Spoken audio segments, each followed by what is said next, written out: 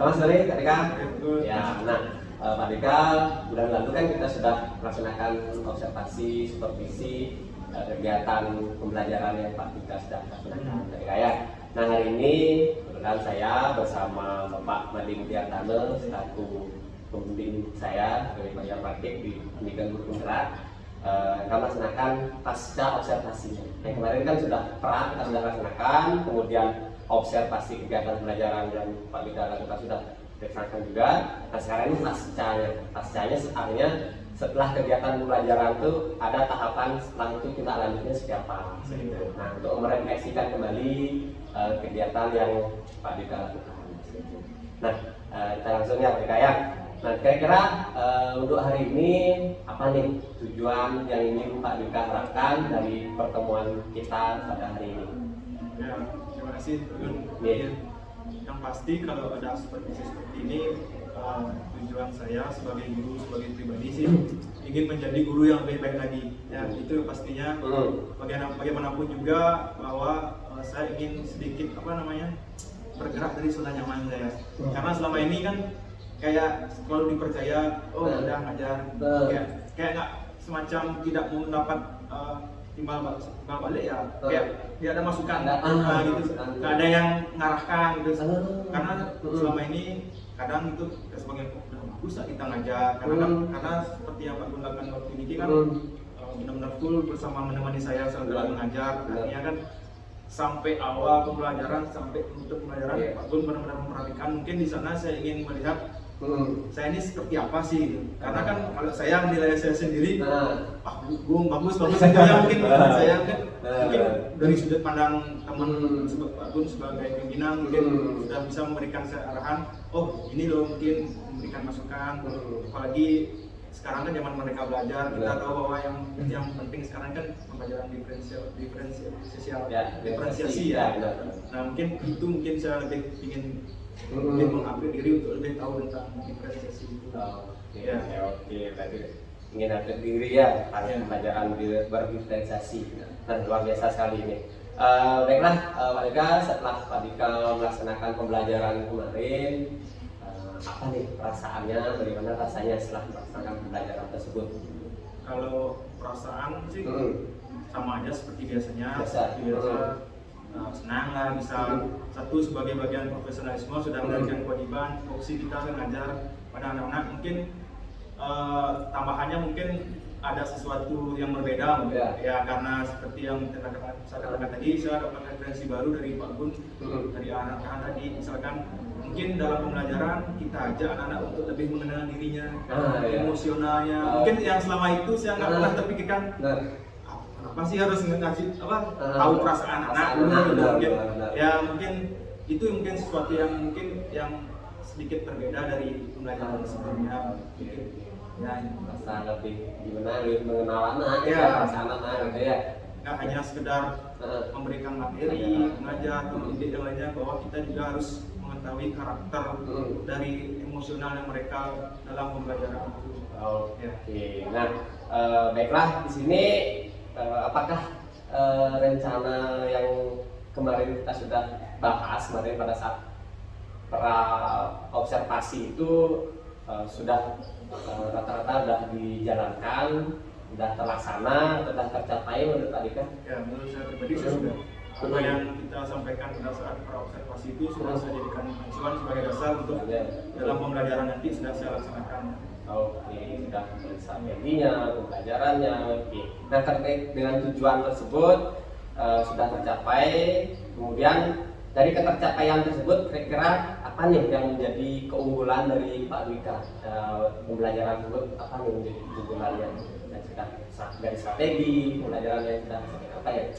Mungkin yang saya rasakan sendiri bahwa keunggulan yang saat itu mungkin saya rasakan, mungkin saya bisa menciptakan suasana pembelajaran yang menyenangkan, aktif, di mana siswa itu benar-benar terlibat dalam pembelajaran, di mana saya ajak anak-anak itu di satu sisi membuat media pembelajaran, Ya. mereka langsung yang membuat. Benar. Setelah itu dari media yang mereka mau buat itu mereka presentasikan.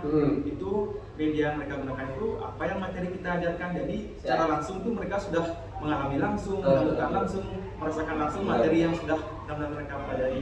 Mungkin itu yang saya rasakan. Ya melihat reaksi anak-anak juga. Pas rasanya ya. Setelah anak belajar langsung. Oke. Baiklah, selain keunggulan tadi, mungkin ada merasa kekurangan.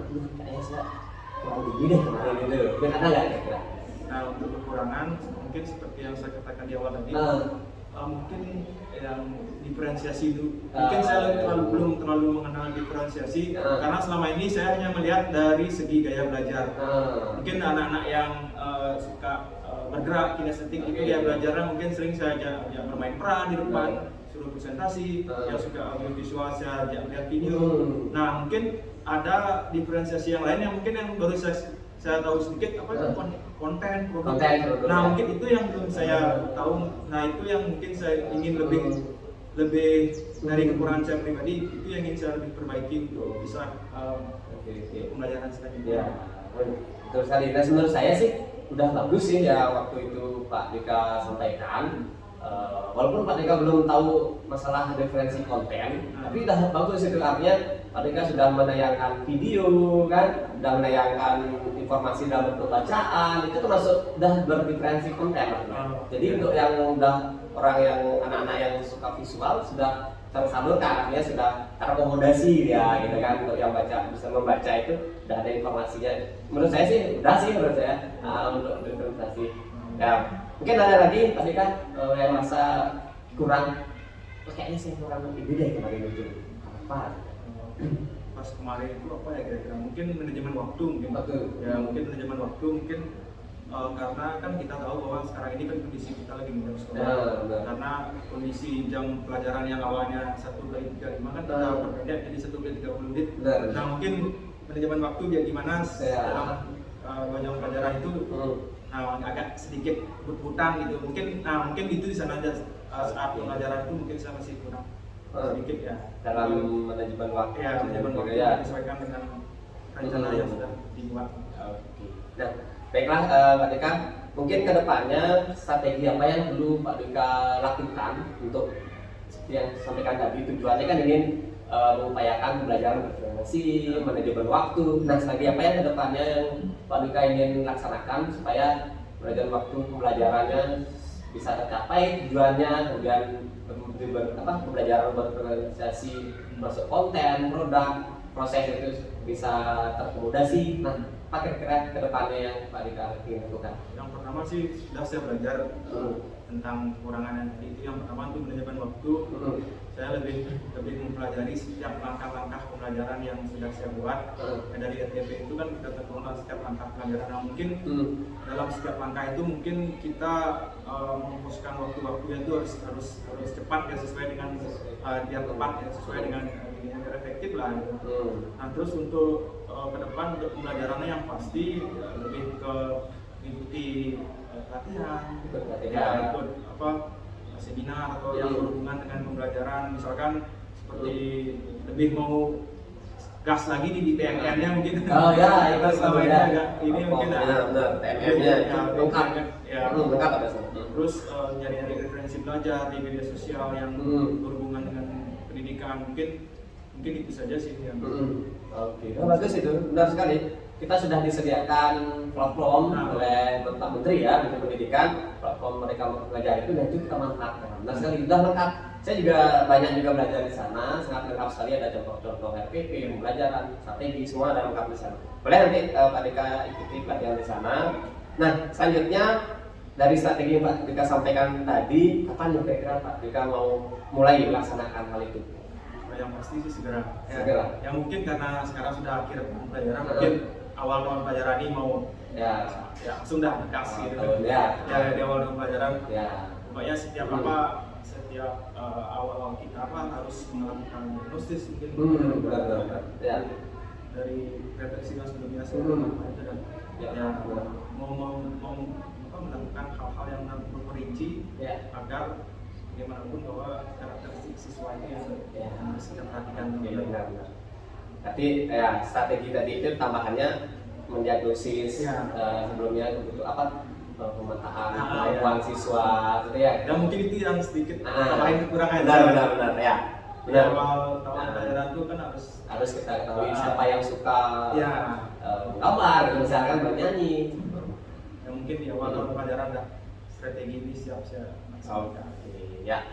Boleh silakan. Kalau untuk PMM-nya kapan nih rencananya mau? Udah sih, udah proses terus ya. Proses terus. Udah masuk ke apa?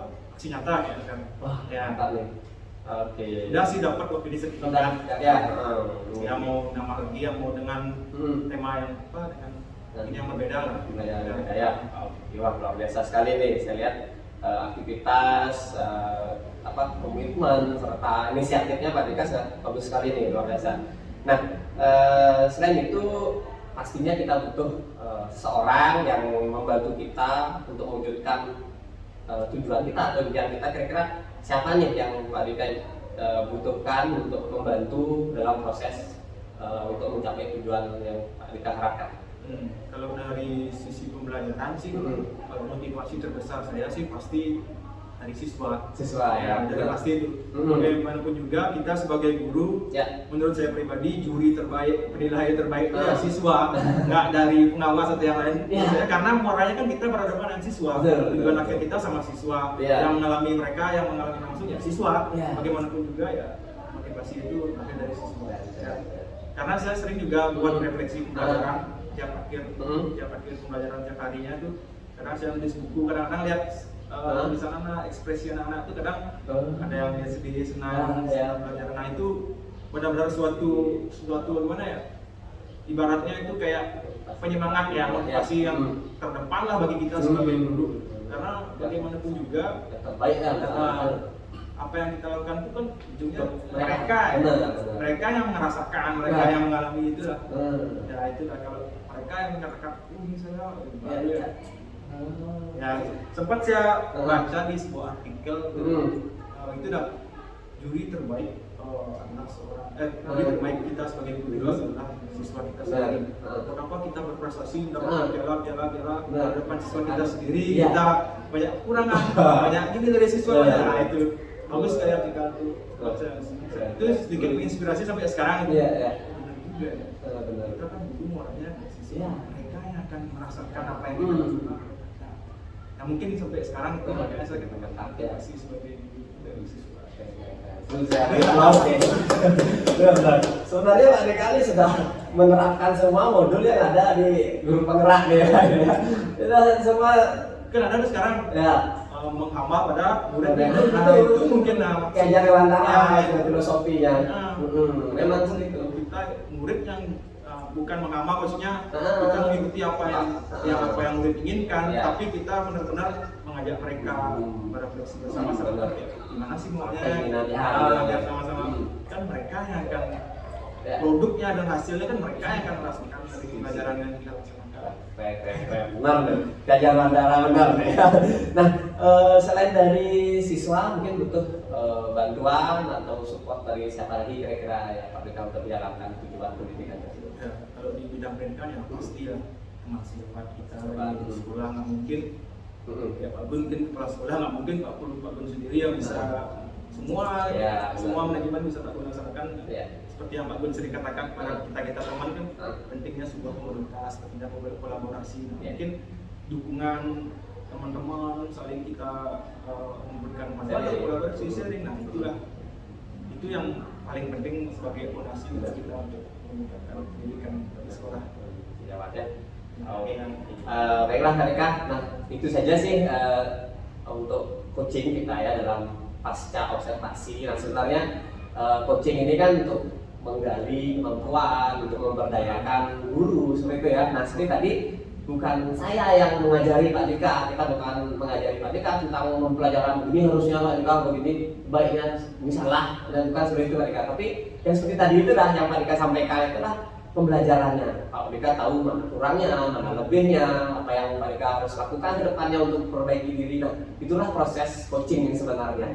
Nah, terima kasih Pak Dika sudah bersedia meluangkan waktu melaksanakan coaching yaitu dalam kegiatan pasca supervisi yang sudah kita lakukan. Saya mohon maaf ada kekurangan dan ucapan terima kasih juga. Semoga kegiatan kita hari ini bermanfaat ke depannya untuk maju terus dalam bidang pendidikan. Saya dukung terus ya Pak Deka untuk maju. Ya, oke. Sekian Pak Deka. Terima kasih. Ya, sukses selalu. Terima kasih Pak Ade sudah mendampingi. Sukses selalu.